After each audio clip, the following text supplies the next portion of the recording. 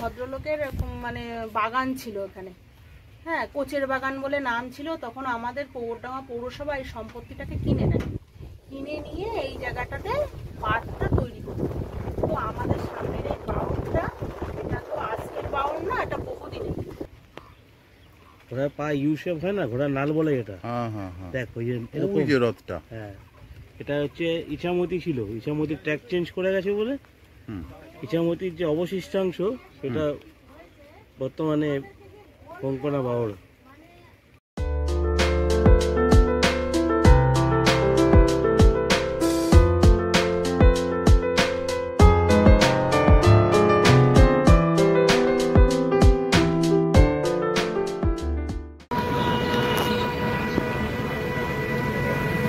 গোবরডাঙ্গার চতুর্থ পর্বে সকলকে আবারও স্বাগত।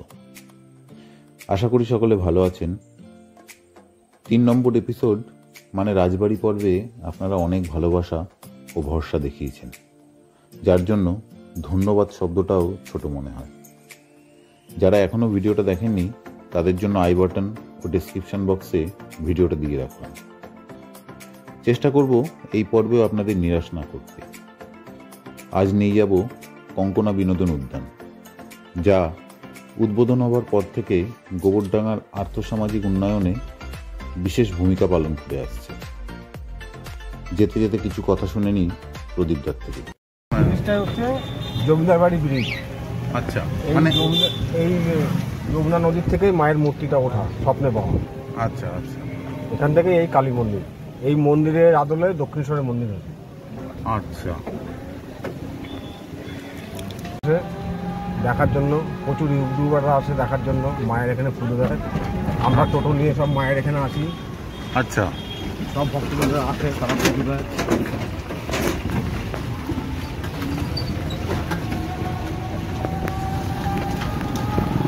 এটা প্রসন্নময়ী কালী মন্দির ব্রিজ নামে পরিচিত। আরেকবার বলো, কি বললে? এটা কি ব্রিজ? এটা প্রসন্নময়ী কালী মন্দির ব্রিজ নামে পরিচিত। আচ্ছা, পাহাড়টা পুরো রাউন্ডের মধ্যখানে পড়েছে। হ্যাঁ, ওটা অশ্বক্ষুরাকৃতির রথ বলছে। আর হচ্ছে একটা সাইডে আমরা যাচ্ছি, সেকেন্ড সাইডে পরে যাচ্ছি। আচ্ছা, এখন যাচ্ছি আমরা কোন জায়গাটা? একটা সাইডে যাচ্ছি কঙ্কনা বিনোদন। কঙ্কনা বাউড়, মেদিয়া বাউড়, বেরির বাউড়, এরকম বাউড় গোবরডাঙ্গা থেকে শুরু করে বনগামুখী পাঁচপোতা পর্যন্ত খুঁজে পাওয়া যায়। বনগা বলতে মনে পড়ল, বনগা নিয়ে আমাদের 6টা এপিসোড রয়েছে, যেগুলো নিজস্বতা বজায় রেখে অত্যন্ত যত্ন করে বানানো। চাইলে দেখে নিতে পারেন, আশা করি খারাপ লাগবে না। ডেসক্রিপশন বক্সে লিঙ্কগুলো দিয়ে দেব।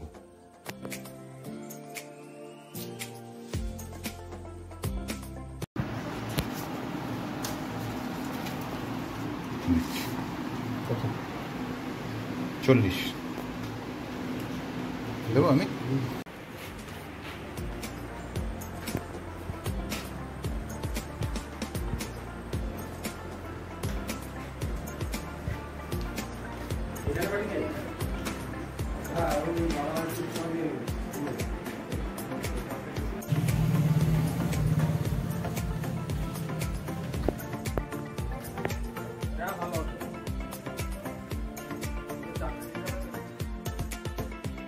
মঙ্গলবার থেকে রবিবার সকাল 10টা থেকে সন্ধ্যে 6:30 পর্যন্ত এই উদ্যান খোলা থাকে।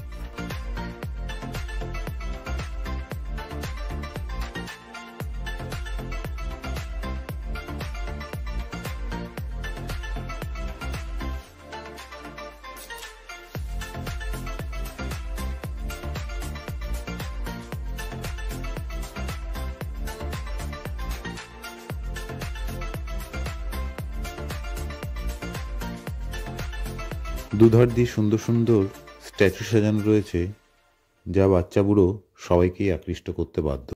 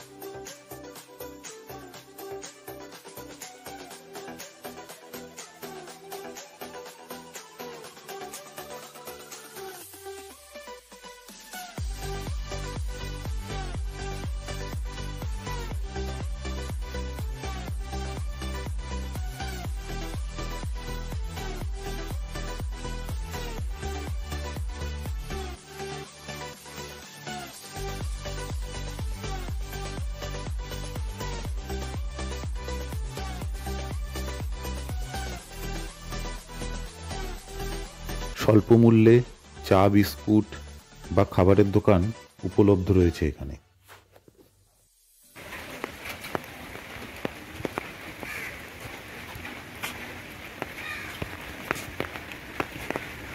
অ্যানাকোন্ডাটা বিশাল রে। অ্যানাকোন্ডা, বিশাল অ্যানাকোন্ডা। এইমাত্র যেটা জানতে পারলাম এখানে পিকনিক হয় শীতকালে, এই জায়গাগুলোতেই পিকনিক হয়। এবং পিকনিকের জন্য স্পট ভাড়া 300 টাকা করে নেয়, আর মাথা পিছু 20 টাকা করে লাগে। আর ডেকোরেটার্সের জিনিসপত্র এখান থেকেও নেওয়া সম্ভব, কেউ চাইলে পরে নিজেরাও নিয়ে আসতে পারে।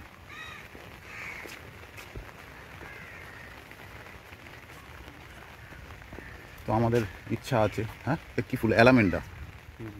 এই কালারের অ্যালামেন্ডা আমি দেখিনি, এই প্রথম দেখলাম। খুব সুন্দর। এখানে বোটিং হয় তার মানে?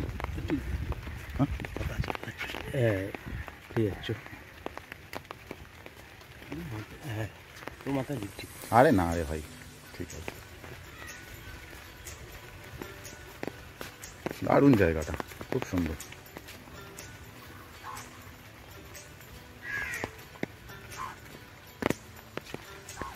ওই দিকেও আছে, ওই যে পুকুরের ওই পাশটাতেও আছে।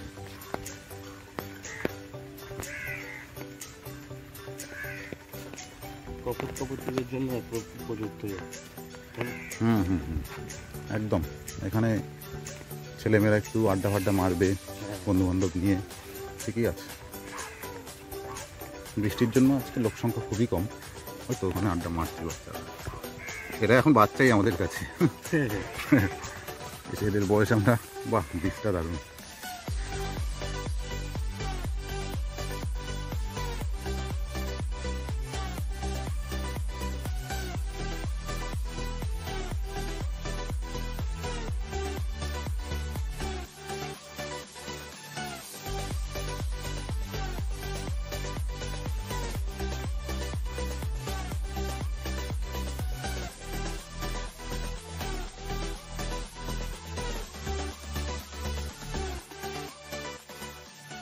ব্রিজের ওপর থেকে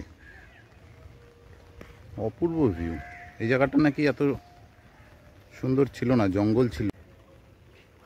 সেই জঙ্গল সংস্কার করে তারপরেই পার্কটা বানানো হয়েছে।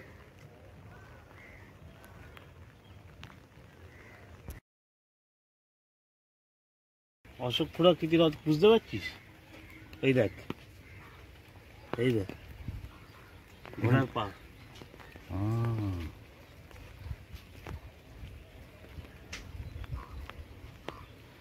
ঘোড়ার পা ইউ শেপ হয় না, ঘোড়ার নাল বলে এটা। দেখ ওই যে হ্রদটা। হ্যাঁ, এটা হচ্ছে ইছামতি ছিল, ইছামতির ট্র্যাক চেঞ্জ করে গেছে বলে ইছামতির যে অবশিষ্টাংশ সেটা বর্তমানে কঙ্কনা বাওর। আচ্ছা, নদী যখন গতিপথ চেঞ্জ করে না, এই জায়গাটা তো শূন্য হয়ে যায়, সেখানে যে জমা জলটা সেটা একটা হ্রদের আকার নেয়। এটাই পরবর্তীকালে অশোক খুড়াকৃতি হ্রদ হিসেবে পরিচিত হয়। কারণ তখন এই যে ল্যান্ডটা, এরকম ল্যান্ডগুলো তৈরি হয়, যার জন্য দেখতে একটা ঘোড়ার পায়ের মতো লাগে। এগুলো অশোক খুড়াকৃতি হ্রদ বলে। খুব সুন্দর।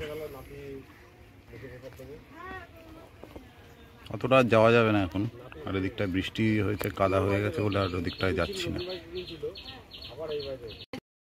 এখানে কর্মরত এই দিদির থেকে শুনে নিন কঙ্কনা উদ্যানের কিছু কথা।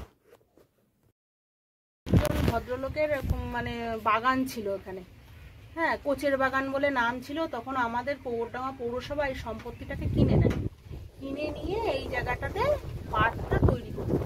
তো আমাদের সামনের এই বাউন্ডটা, এটা তো আজকের বাউন্ড না, এটা বহুদিনের। মানে আমাদের ঘাটুরা চণ্ডীতলা। পরের পর্বে হবে চণ্ডীতলার গল্প। মাঝখানে বিঘ্ন ঘটানোর জন্য দুঃখিত। দিদি বলুন। মা চণ্ডীর মন্দির আছে, মা চণ্ডী হাতের কনকন খুলে দিয়েছিল, তখন এই বাওরটা কনকনা নদী বলে এটা আগে পরিচিত ছিল। এখন এটা সমিতির আন্ডারে গিয়ে এটা মানে সমিতি চালায় আর কি, বাওর বলে এখন এটা প্রচলিত। আমাদের পার্কটা হচ্ছে বেশি মানে মানে খুব পুরনো না। শোভা মানে মানে ছেলে মেয়েরা আসে এই বাউটটার উদ্দেশ্যে, তাই তো? এই বাউটটার উদ্দেশ্যে এই মানে আসে, এবং প্রাকৃতিক সৌন্দর্য অপূর্ব, ফাঁকা জায়গা দেখতে সুন্দর, ছেলে মেয়েরা এসে বসে ফ্যামিলি নিয়ে, পিকনিকের সিজনে পিকনিক। হ্যাঁ শুনলাম, ওখানে দেখলাম। হ্যাঁ, পিকনিকের সিজনে পিকনিক হয়, মানুষ আসতে ভালোবাসে, অনেক দূর দূর থেকে লোক আসে, অনেক দূর দূর থেকে। আচ্ছা, ভালোই লাগে, সবাই এসে কেউ কখনো খারাপ বলে না। না না, আমাদের অপূর্ব লাগছে। হ্যাঁ, বৃষ্টি পড়ছে কিন্তু বৃষ্টির মধ্যেও আমাদের যেন মনে হয় যখন এই বাওয়ারটা যখন বৃষ্টি যখন পড়ে আর কি, যেন মনে হয় যেন দীঘা সমুদ্রের মতো মনে হয় এই জায়গাটা।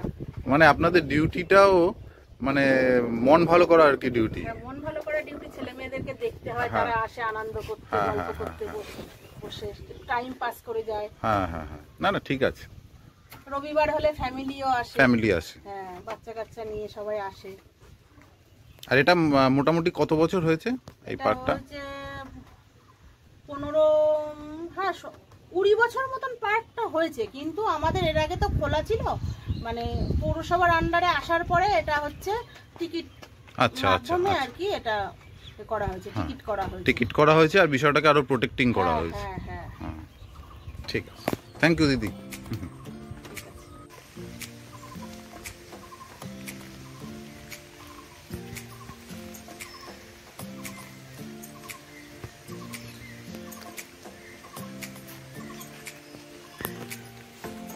উদ্যানের ভেতরে প্রবেশ করে আমাদের মনে হয়েছে এই উদ্যানটি 8 থেকে 80 সব বয়সের মানুষের কথা ভেবেই বানানো হয়েছে।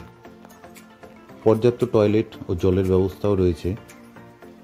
গোটা উদ্যানে মোট 60টি পিকনিক স্পট রয়েছে। তাহলে আর দেরি কেন, এই শীতেই পরিবার নিয়ে পিকনিক করতে চলে আসুন কঙ্কনা বিনোদন উদ্যানে।